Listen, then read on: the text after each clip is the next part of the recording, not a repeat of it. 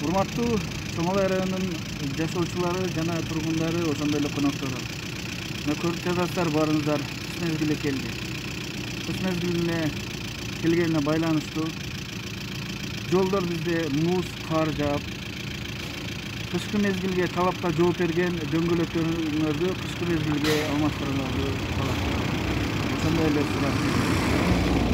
Өзүңүздөр көргөнүңүздөр, өзүңөрдү билгениңиздердей, кече уксаңыздар керек, Чүй областына чоң жол транспорт кырсыгы катталып, 6 жаран каза болду.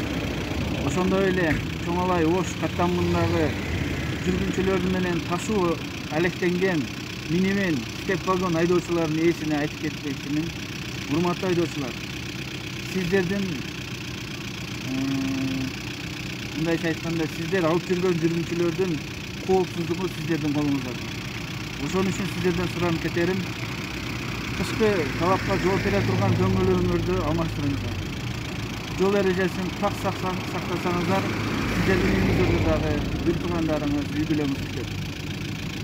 Ар бир айдоочуга ушул аралыкты 500 метрден сактап, жол эрежесин одон өтүүгө бузуудан алыс болуп, жол транспорт кырсыгын болтурбоо максатында биргеликте бизге жардам берип, чогуу иштешти.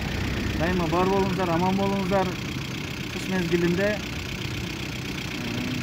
өзүңүздөрдүн ден соолугуңар үчүн жол эрежесин так сактап бериңиздерди суранамын жана талап кылам.